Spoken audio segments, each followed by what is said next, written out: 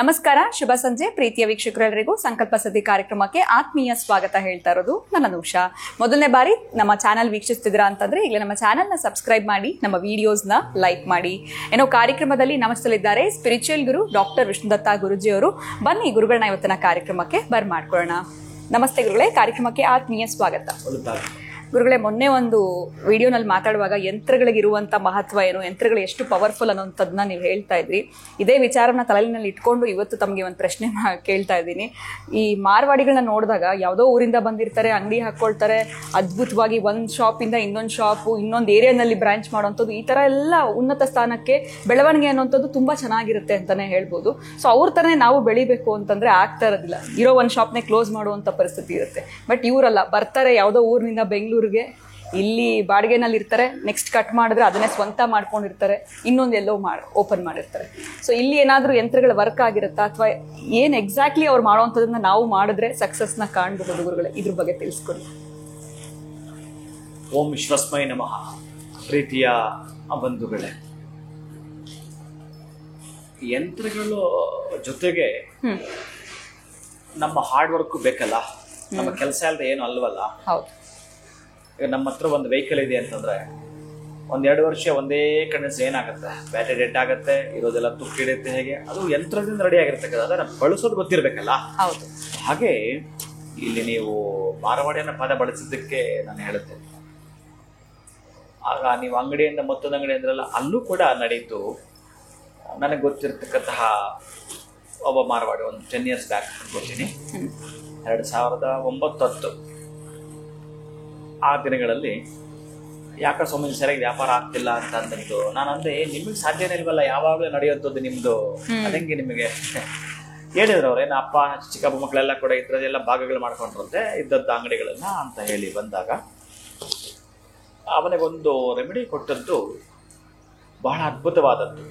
ಏನು ಅಂತಂದ್ರೆ, ಅವರ ಮನೆಯ ಅಥವಾ ಅವರ ಮಳಿಗೆಯ, ಅವರ ಮನೆಯಲ್ಲಿ ಮಾಡಿದ್ರು ಸಾಕಿದ್ದು, ಏನಾಗಿದ್ರು ಅಲ್ಲಿ ಬರ್ತಕ್ಕಂತಹ ಸಂಪಾದನೆ ಮನೆ ಒಳಗಡೆ ಬರೋದು ಮತ್ತು ಹೋಗಿ ತೆಗೆದುಕೊಂಡು ಬರ್ತಕ್ಕಂತಹದ್ದು, ಅದು ಒಂದು ರೋಟೀನ್ ಆಗ್ತಕ್ಕಂಥದ್ದು, ಒಂದು ಚಕ್ರವಾಗಿ ಬದಲಾಗ್ತಿರುತ್ತೆ. ಅದಕ್ಕಾಗಿ ಒಂದು ಹಸು ಕರು ಇರುವಂಥ ಚಿತ್ರವನ್ನ ಅವರ ಮನೆಯ ದೇವಮೂಲೆಯಲ್ಲಿ ಹಾಕುವಂಥದ್ದು, ಒಂದು ಹಸು ಕರು ಇರ್ತಕ್ಕಂಥದ್ದು, ಒಂದು ಅನ್ನಪೂರ್ಣೇಶ್ವರಿ ಅಥವಾ ಮಹಾಲಕ್ಷ್ಮಿ ಒಂದು ಫೋಟೋ ನಿಮ್ಮ ಅಡಿಗೆ ಮನೆಯಲ್ಲಿ ಇಡ್ತಕ್ಕಂಥದ್ದು. ಈ ಒಂದು ಪ್ರಯೋಗವನ್ನ ಅವರು ಬಹಳಷ್ಟು ದಿನ ಮಾಡ್ಕೊಂಡು ಬಂದು ಮುಂದುವರ್ಕೊಂಡು ಬರ್ತಾನೆ ಇದ್ದಾರೆ. ಅವರಿಗೆ ಅದು ಆಗಿದ್ದ ಫಲಿತಾಂಶ ದೊಡ್ಡ ಮಟ್ಟದ್ದು. ಈಗ ಅವರ ಮಕ್ಕಳು ಕೂಡ ಬೆಳೆದು ದೊಡ್ಡವರಾಗಿ ಅವರದನ್ನು ಮುಂದುವರ್ಸ್ಕೊಂಡು ಹೋಗ್ತಿದ್ದಾರೆ.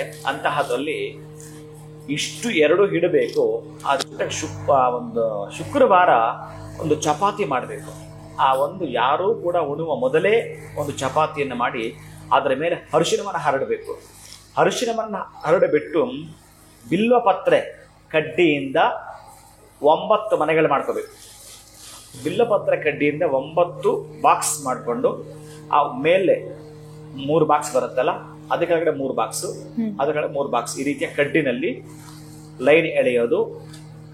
ಎಲ್ಲದರಲ್ಲೂ ಕೂಡ 6 6 6 9 ಸಲ 6 6 6 6 6 ಬರೆಯೋದು. 9 ಸಲ ಬರೀ 6ಗಳೇ ಬರೀತಕ್ಕಂತಹದ್ದು. ಇದನ್ನು ಮುಟ್ಟಿ ನಮಸ್ಕಾರ ಮಾಡ್ಕೊಳ್ತಕ್ಕಂಥ ಅಷ್ಟೇ. ಎಲ್ಲಿ ನಿಮ್ಮ ಅಡುಗೆ ಮನೆಯಲ್ಲಿ ಅನ್ನಪೂರ್ಣೇಶ್ವರಿ ಅಥವಾ ಲಕ್ಷ್ಮಿಯ ಫೋಟೋ ಎಲ್ಲಿಟ್ಟಿದ್ದೀರೋ ಅದರ ಮುಂಭಾಗದಲ್ಲಿ ಒಂದು ಚಪಾತಿಯನ್ನು ಇಡತಕ್ಕಂತಹದ್ದು. 9 ಬಾರಿ 6ರ ಸಂಖ್ಯೆಯನ್ನ ಬರೆಯುವಂಥದ್ದು. ಇದನ್ನ ಸಂಜೆ ಗೋಧೂಳಿ ಲಗ್ನದಲ್ಲಿ ಗೋವಿಗೆ ತಿನ್ನಿಸುವಂಥದ್ದು. ಈ ಶುಕ್ರವಾರದಿಂದ ನೆಕ್ಸ್ಟ್ ಶುಕ್ರವಾರದಲ್ಲೇ ಬಹಳಷ್ಟು ವ್ಯತ್ಯಾಸನ ಕಾಣ್ತೀರಿ. ನೀವೊಮ್ಮೆ ಪರೀಕ್ಷೆ ಮಾಡಿದ್ರೆ ಇದು ಬಹಳ ಅದ್ಭುತವಾಗಿರ್ತಕ್ಕಂತಹದ್ದು, ಬಹಳ ಅದ್ಭುತವಾಗಿರ್ತಕ್ಕಂಥ ಶಕ್ತಿಯುತವಾಗಿರ್ತಕ್ಕಂತಹ ರಹಸ್ಯವಾಗಿರ್ತಕ್ಕಂಥ ತಂತ್ರದಲ್ಲೂ ಕೂಡ ಇದಿರತಕ್ಕಂಥದ್ದರಿಂದ ಇದನ್ನು ನೀವು ಮಾಡಿಕೊಡ್ತೀರಿ.